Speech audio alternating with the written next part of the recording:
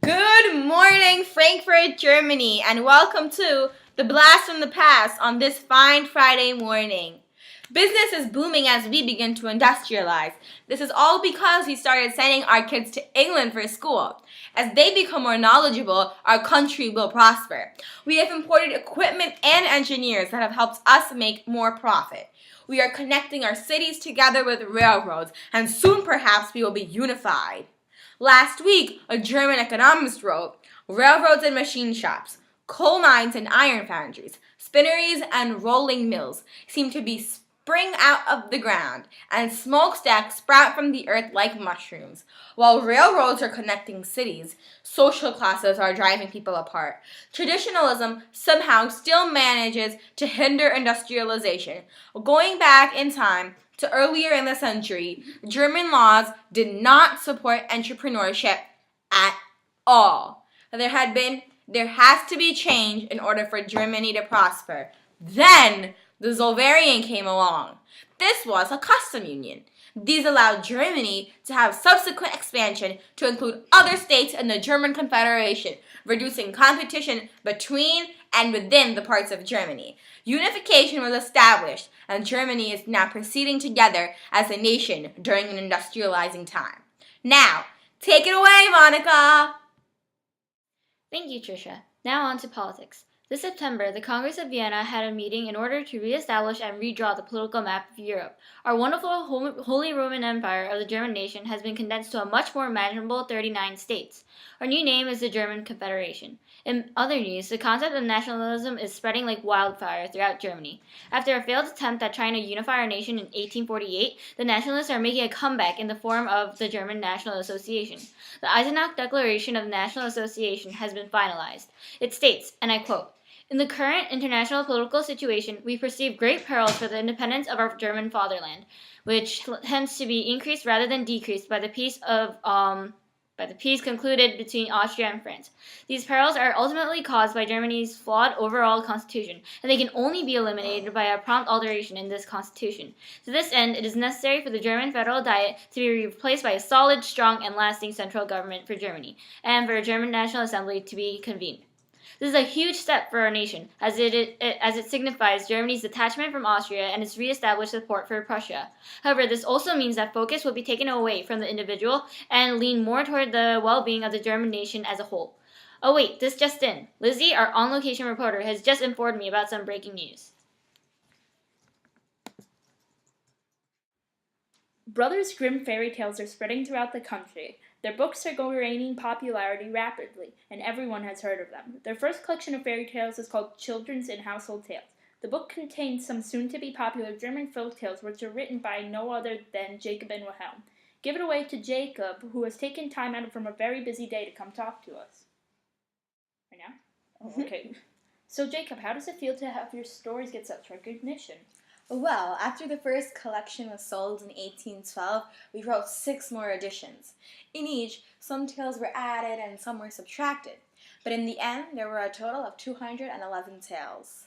I feel like during a time when we have such unification, such as like a time like this, stories are a good way to pass leisure time. They unite people, not just only children.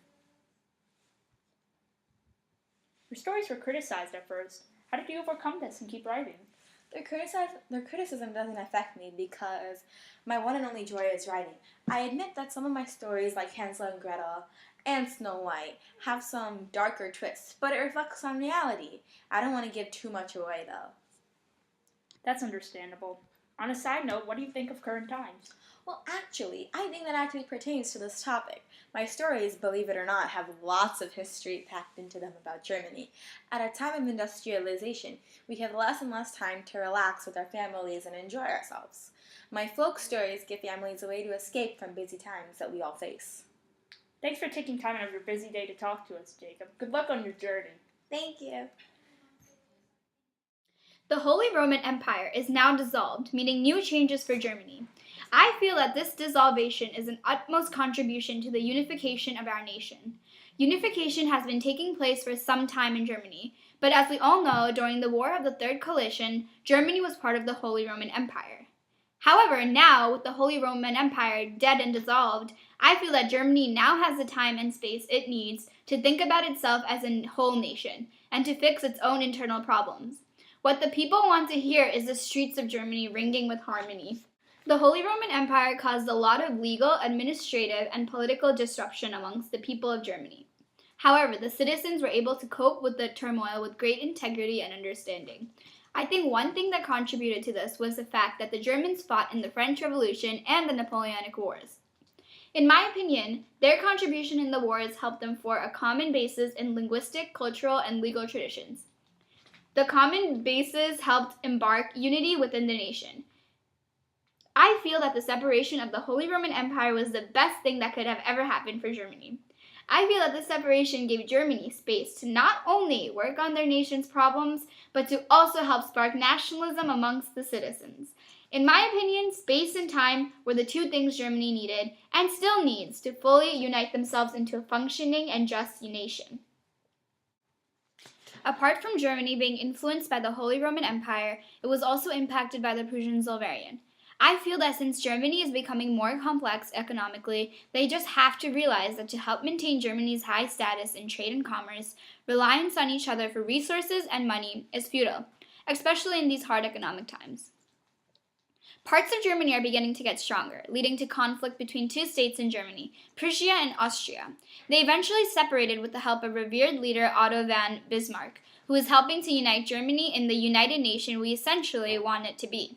In my opinion, if it weren't for Otto von Bismarck's help, then Germany would never have been united. He managed to separate Prussia and Austria, which I feel was important to the unity of Germany because fighting between states of a nation just leads to more problems.